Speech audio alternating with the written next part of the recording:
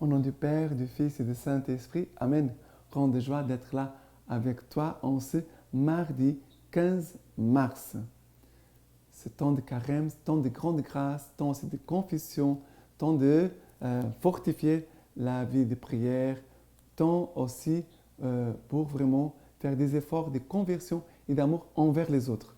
Parce que la conversion que le Seigneur attend de nous, c'est toujours une conversion qui concerne la vie avec les autres pour que nous puissions vivre dans la paix et dans l'amour. Voilà ce qui plaît au Seigneur. Maintenant, la première lecture d'aujourd'hui, c'est Isaïe, chapitre 1er, à partir du verset 10. Écoutez la parole du Seigneur, chef de Sodome. Prêtez l'oreille à l'enseignement de notre Dieu, peuple de Gomorrhe. Lavez-vous, purifiez-vous, ôtez de ma vue vos actions perverses. Cessez de faire le mal, apprenez à faire le bien. Recherchez le droit, redressez le violent. Faites droit à l'orphelin. Plaidez pour la veuve. Allons, discutons, dit le Seigneur, quand vos péchés seraient comme l'écarlate, comme neige ils blanchiront. Quand ils seraient rouges comme la pourpre, comme laine ils deviendront. Si vous voulez bien obéir, vous mangerez les produits du terroir. Mais si vous refusez et vous rébellez, c'est l'épée qui vous mangera, car la bouche du Seigneur a parlé. Alors, c'est le prophète Isaïe qui nous parle et qui nous dit, écoutez la parole du Seigneur. Il parle au chef de Sodome et Gomorrhe.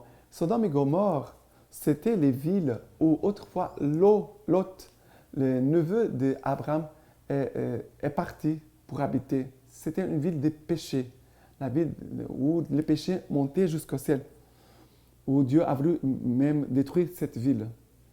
Dieu a voulu détruire cette ville à cause des péchés. Et Dieu parle, ça veut dire au lieu du péché qui est en nous. Dieu dit, écoute, là où le péché se cache en nous, Dieu veut mettre sa parole. Parce que c'est la parole de Dieu qui va chasser les démons, c'est la parole de Dieu qui va chasser aussi la dureté et nos péchés. Lavez-vous, purifiez-vous. De quoi? De nos péchés. Enlevez de ma vue les actions perverses, de nos péchés. Cessez de faire le mal, apprenez à faire le bien. Et c'est ce verset. Arrêtez de faire le mal, arrête-toi de faire le mal. Parce qu'il y a des gens qui disent, mais je sais que ce n'est pas correct, mais je continue de le faire. Arrête de faire le mal. Pourquoi tu fais le mal à ton épouse, à ton époux, à tes enfants, à tes gens de ta famille, des collègues? Pourquoi tu fais le mal? Arrête de faire le mal. Et apprends à faire le bien. L'Esprit Saint vient au secours de notre faiblesse. L'Esprit Saint nous enseignera toutes choses. L'Esprit Saint est notre paraclet, notre force. Il vient aussi nous enseigner. Mais la parole de Dieu aussi nous enseigne. Nous apprenons avec la parole de Dieu. Sur une main, la parole de Dieu. Avec l'autre main, pour apprendre, il faut l'Esprit Saint. Parce que l'Esprit Saint va nous inspirer comment faire le bien dans telle situation. Et si tu as des doutes, tu peux toujours poser une question, demander un conseil à un prêtre, une sœur, une religieuse, à ton accompagnateur spirituel. D'accord? Mais, et cette phrase ici, cessez de faire le mal, apprenez à faire le bien. Il y a des gens qui me disent, mais je ne fais rien de mal, je ne fais rien de mal. Mais est-ce que tu fais au moins le bien? Est-ce que tu fais par contre le bien? Ah, je pouvais faire peut-être le bien à telle personne dans telle situation, mais tu ne le fais pas, c'est un péché aussi. De ne pas faire le bien, c'est aussi un péché. Le péché, ce n'est pas seulement de faire le mal, mais aussi j'ai l'opportunité de faire le bien et je ne le fais pas, c'est aussi un péché. C'est l'omission, c'est la paresse, c'est la négligence, c'est l'égoïsme, c'est l'indifférence. Voilà, tous ces péchés. On doit apprendre à faire le bien. Si on ne sait pas, on apprend. D'accord? C'est très important. Voilà. Et le Seigneur qui nous invite ici, à chacun de nous, allons, discutons, dit le Seigneur. Ça veut dire que le Seigneur nous appelle pour nous approcher de lui, pour parler avec lui, pour pouvoir ouvrir notre cœur, pour pouvoir parler de nos difficultés. Et le Seigneur viendra vraiment en notre secours, comme Dieu le fait toujours. Ok? Maintenant, les psaumes d'aujourd'hui, c'est le psaume 50. Le psaume 50 à partir du verset 8. Ce n'est pas tes sacrifices que j'accuse, tes holocaustes constamment devant moi. Je ne prendrai pas de ta maison un taureau, ni de tes bergeries des boucs. Mais l'impie, Dieu lui déclare, qui viens-tu débiter mes commandements? Qu'as-tu mon alliance à la bouche? Toi qui détestes la règle et rejettes mes paroles derrière toi. Voilà ce que tu fais, et je me tairai. Penses-tu que je suis comme toi? Je te dénonce et m'explique devant toi. Qui offre l'action de grâce me rend gloire. À l'homme droit, je ferai voir le salut de Dieu. Ici, Dieu ne peut pas se taire devant notre péché. Parce que si on continue dans le péché, on va vers la mort. Le salaire du péché, c'est la mort. Dieu ne peut pas se taire. Dieu viendra toujours nous crier pour qu'on puisse arrêter le mauvais chemin et revenir dans le bon chemin. Mais après, Dieu qui nous dit dans ces psaumes, qui offre l'action de grâce me rend gloire. Pendant ce temps de carême, surtout pour les gens qui se plaignent tout le temps, qui disent du mal tout le temps, qui jugent les autres, qui sont toujours en train de montrer du doigt les fautes des autres, mais qui ne veulent pas montrer ses fautes. À ces personnes-là, je conseille, vis ce temps de carême en jeûnant de mauvaises paroles et de dire toujours des bonnes paroles. Dis toujours des bonnes paroles et des actions de grâce, de remercier le Seigneur. Et aussi, l'homme droit, ça veut dire l'homme qui met son chemin dans le bon endroit, dans la volonté de Dieu. Dieu dit, je ferai voir le salut de Dieu. L'homme droit, je ferai voir le salut de Dieu. Voilà ce que le Seigneur nous promet. Le Seigneur nous promet ceci. D'accord? Et maintenant, l'évangile d'aujourd'hui, c'est Matthieu 23, à partir du verset 1. Alors Jésus s'adressa aux foules et à ses disciples en disant, sur la chair de Moïse se sont assis les scribes et les pharisiens. Faites donc et observez tout ce qu'ils pourront vous dire, mais ne vous réglez pas sur leurs actes, car ils disent et ne font pas. Et ils lient des pesants fardeaux et les imposent aux épaules des gens, mais eux-mêmes ne se refusent à les remuer du doigt. En tout, ils agissent pour se faire remarquer des hommes. C'est ainsi qu'ils font bien large leur phylactère et bien longue leur frange. Ils aiment à occuper les premiers divans dans les festins et les premiers sièges dans les synagogues, à recevoir les salutations sur les places publiques et à s'entendre appeler Rabbi par les gens. Pour vous, ne vous faites appeler Rabbi, car vous n'avez qu'un maître, et tous vous êtes des frères. N'appelez personne votre Père sur la terre, car vous n'avez qu'un, le Père céleste. Ne vous faites pas non plus appeler directeur, car vous n'avez qu'un directeur, le Christ. Le plus grand parmi vous sera votre serviteur. Quiconque s'élèvera sera abaissé, et quiconque s'abaissera sera élevé.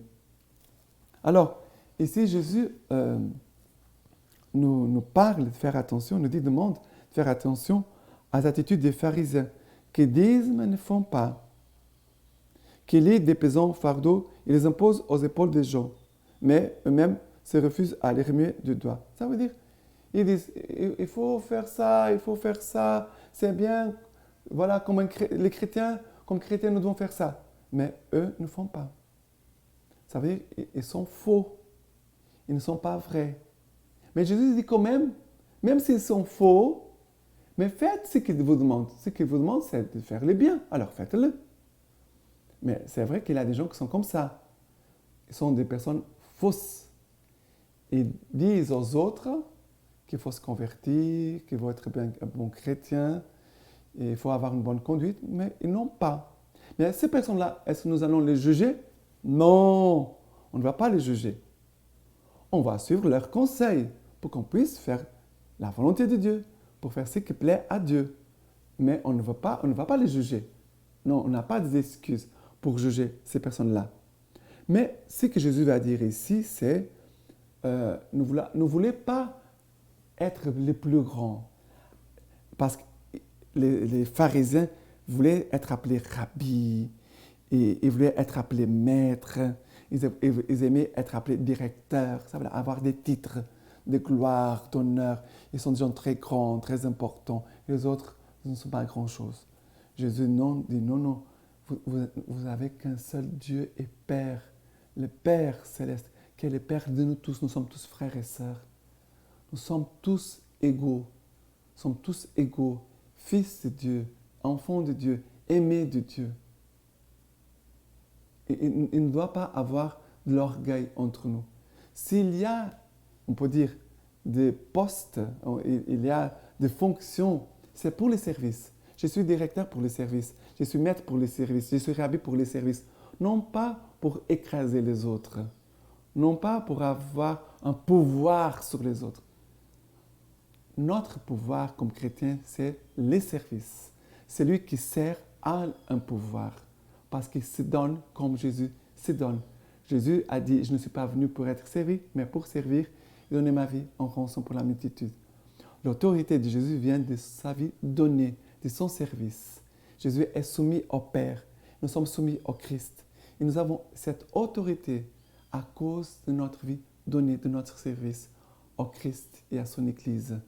Et là, nous pouvons vraiment avoir une autorité pour pouvoir entraîner les autres à la suite de Jésus. C'est cela l'autorité. L'autorité, c'est d'entraîner les autres à la suite de Jésus. Maintenant, la lecture patristique d'aujourd'hui, c'est de Saint Augustin. Seigneur, j'ai crié vers toi, écoute-moi.